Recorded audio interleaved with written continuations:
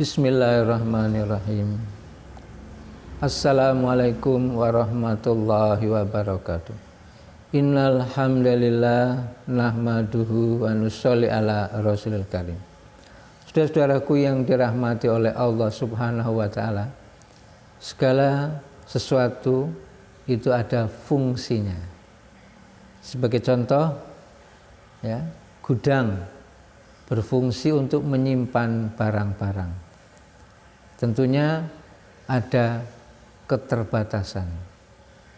Kemudian garasi berfungsi untuk menyimpan kendaraan. Terbatas juga kapasitasnya, kemampuan untuk menyimpan kendaraan, mobil, motor, dan sebagainya. Dompet itu fungsinya untuk menyimpan uang. Ya. Tentunya punya keterbatasan di dalam menyimpan uang. Namun ada sesuatu yang mana Allah SWT telah titipkan kepada setiap hamba-hambanya yang fungsinya sama untuk menyimpan, tetapi istimewanya titipan Allah SWT ini bisa menyimpan, bisa menampung apa saja dan tidak terbatas, unlimited. Bisa menyimpan apa saja dan tidak terbatas. Apa itu? Yaitu hati. Ya. Setiap hamba-hamba Allah SWT dititipi hati yang bisa menyimpan apa saja, ya, sebanyak apapun, tidak ada batasnya. Akan tapi Rasulullah Shallallahu Alaihi Wasallam telah mengingatkan bahwa di dalam diri manusia ada segumpal daging. Kalau segumpal daging ini baik, akan baik keseluruhannya. Namun kalau segumpal daging ini buruk, akan buruk keseluruhan manusia itu. Segumpal daging itu adalah hati. Mengapa hati menjadi buruk? Karena hal-hal yang buruk yang dimasukkan ke dalam hati. Mengapa hati ini menjadi baik sehingga orangnya jadi baik? Karena apa-apa yang baik yang dimasukkan ke dalam hati. Oleh sebab itu, jangan pernah memasukkan sesuatu yang tidak baik, sesuatu yang buruk ke dalam hati kita.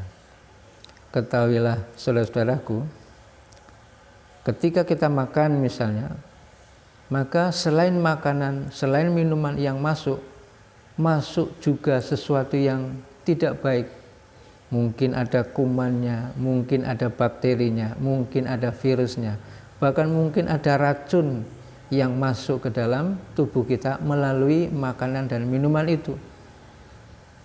Ini bisa mengakibatkan penyakit jasmani.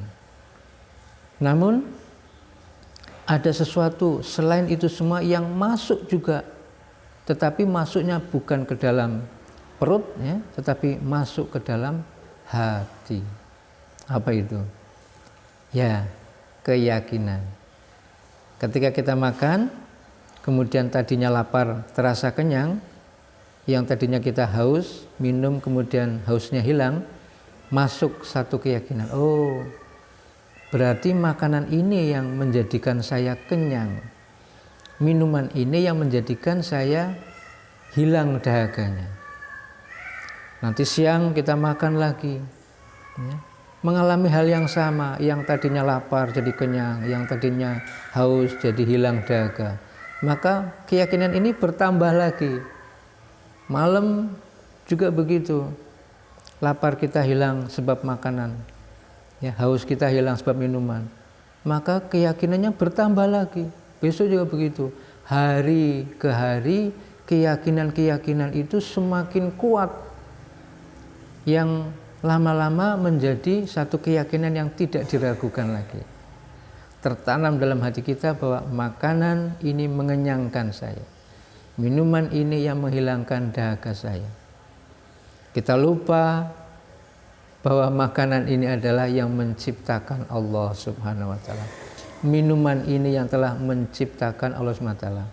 Makanan dan minuman ini didatangkan di hadapan kita, ya, oleh Allah Subhanahu wa taala. Makanan dan minuman ini telah dijadikan oleh Allah SWT sehingga bisa mengenyangkan perut kita, menghilangkan dahaga kita. Itu kita semuanya lupa ya. Kita fokusnya kepada makhluk itu tadi. Yakinnya kepada makhluk. Wah, ini sangat berbahaya sekali, sangat berbahaya sekali. Sehingga kita akhirnya hanya berpikir makan dan minum. Yang penting pokoknya makan, minum, yang penting saya hilang dahaga, yang penting saya bisa kenyang. Tidak peduli lagi ya. Apa saja kita makan, haramkah, halalkah ya. Apa saja kita minum, yang baikkah, yang burukkah, yang haramkah, yang halalkah ya. Dan kita menghalalkan segala cara untuk mendapatkan makanan dan minuman ini ya. Ini bahkan tanpa kita sadari akhirnya naudzubillah min dzalik, kita telah mempertuhankan apa saja yang ada di dalam hati kita ya. Kita sudah mempertuhankan makanan, minuman, mempertuhankan harta, mempertuhankan pangkat, jabatan, kedudukan, mempertuhankan makhluk ya. Naudzubillah, karena tadi kita sudah memasukkan keyakinan-keyakinan selain yakin hanya kepada Allah Subhanahu wa Ta'ala. Oleh sebab itu ya, hendaknya kita selektif ya, betul-betul serius hanya memasukkan keyakinan kepada Allah saja. Jangan pernah memasukkan keyakinan selain yakin hanya kepada Allah ke dalam hati kita ya. Ketika kita melakukan aktivitas apapun, masukkan yakin kepada Allah. Contohnya tadi ya, kita makan minum ya, maka kita yakin Allah yang menciptakan makan ini, Allah yang menciptakan minuman ini, Allah yang telah menjadikan makanan dan minuman ini mendatangkan manfaat, menghilangkan kemudaratannya, maka semakin bertambah keyakinan. Suatu ketika Nabi Muhammad Sallallahu Alaihi Wasallam ketika berada di hadapan para sahabat bertanya kepada sahabat Mu'adz radhiyallahu an, wahai Mu'adz, bagaimana seandainya engkau dapati istri kamu berdua-duaan dengan laki-laki lain yang bukan mahramnya di dalam kamar kamu? Maka sahabat Mu'adz ini sahabat Huzaifah ini kemudian dia telah mencabut pedangnya, kemudian mengatakan, akan saya penggal dua-duanya ya Rasulullah ya. Karena saking cemburunya, saking marahnya sahabat Huzaifah ini, seandainya mendapati istrinya kok berdua-duaan dengan laki-laki lain, akan dipenggal dua-duanya. Rasulullah Sallallahu Alaihi Wasallam dengan senyum berkata ya, lihat bagaimana sahabat Huzaifah ini begitu cemburunya apabila ada laki-laki lain bersama istrinya di dalam kamarnya. Maka sesungguhnya, ketahuilah bahwa sesungguhnya Allah Subhanahu wa Ta'ala jauh lebih cemburu ketika ada sesuatu selain Allah Subhanahu wa Ta'ala di dalam hati kita.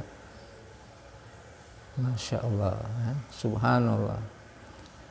Ada sesuatu selain Allah di dalam hati kita, itu akan membuat Allah Subhanahu wa Ta'ala cemburu, lebih cemburu daripada cemburunya sahabat Huzaifah ini ya. Mari kita tengok hati kita masing-masing. Ada apa sih di dalam hati kita ini? Wah, apa saja ada di dalam hati kita ya. Kita cinta dengan mobil kita, kita cinta dengan harta kita, kita cinta dengan uang kita, kita cinta dengan pangkat, jabatan, kekuasaan kita, kita cinta dengan orang-orang yang kita cintai. Ada semuanya di dalam hati kita. Ternyata semuanya itu masuk semuanya ke dalam hati kita. Bagaimana itu ya? Kira-kira bagaimana itu? Oleh sebab itu ya, penting sekali kita terus berusaha untuk mengeluarkan semuanya itu dari dalam hati kita. seperti perahu yang menyeberangi satu samudra. Perahu ini bocor, walaupun bocorannya hanya kecil. Kemudian ketika dia menyeberangi samudra, air itu masuk melalui lubang yang kecil ini. Lama-lama air itu semakin banyak. Kalau tidak segera dikeluarkan air ini sangat berbahaya. Air akan semakin banyak, akhirnya perahu ini tenggelam dan semuanya binasa sebelum sampai kepada tempat tujuan. Hati-hati ya. Hati kita itu begitu. Tanpa terasa semuanya masuk ke dalam hati kita. Apa yang kita lihat, apa yang kita dengar, apa yang kita rasakan, apa yang kita makan, masuk semuanya keyakinan. Ya, kita mengira bahwa semuanya itu mendatangkan kemanfaatan. Ya. Kita yakin itu semua akan mendatangkan kemanfaatan buat kita. Kita lupa kepada Allah SWT. Nah, inilah keyakinan yang sangat berbahaya yang harus kita keluarkan sebelum semuanya terlambat, kita tenggelam dalam dunia. Ya. Maka kita keluarkan. Ya. Kita sampaikan kepada siapa saja bahwa Allah Subhanahu wa Ta'ala yang telah memberikan kita rizki, Allah Subhanahu wa Ta'ala yang telah menjadikan kita sehat, bukan obat, bukan dokter, bukan infus, bukan suntik, tapi Allah melalui itu semuanya, ya. Bahwa Allah Subhanahu wa Ta'ala yang telah mendatangkan rizki, ya. Bukan kantor kita, bukan pasar kita, bukan sawah ladang kita, bukan, tetapi Allah Subhanahu wa Ta'ala melalui asap itu, sehingga kita yakinnya hanya kepada Allah. Maka hati kita dipenuhi dengan keyakinan hanya kepada Allah Subhanahu wa Ta'ala, dan ini akan membuat kita selamat. Dan Allah Subhanahu wa Ta'ala tidak akan cemburu kepada diri kita karena kita hanya dipenuhi dengan keyakinan kepada Allah Subhanahu wa Ta'ala. Bayangkan kalau kemudian ada sesuatu, masih ada sesuatu yang lain selain Allah Subhanahu wa Ta'ala, lalu Allah Subhanahu wa Ta'ala cemburu, kira-kira Allah ridho kepada diri kita? Kalau Allah Subhanahu wa Ta'ala sudah cemburu, ya, kepada hambanya, ya nggak mungkin akan meridhoi kita. Amalan-amalan kita akan jadi sia-sia karena tidak diridhoi oleh Allah Subhanahu wa Ta'ala, sebab di dalam hati kita menyimpan sesuatu yang selain Allah Subhanahu wa Ta'ala, ya. Hati-hati. Maka terus saja usahakan kita keluarkan dari dalam hati kita.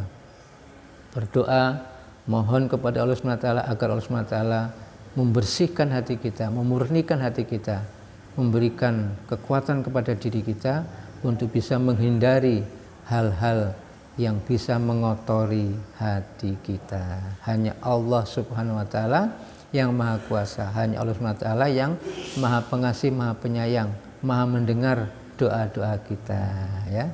Insya Allah. Wassalamualaikum warahmatullahi wabarakatuh.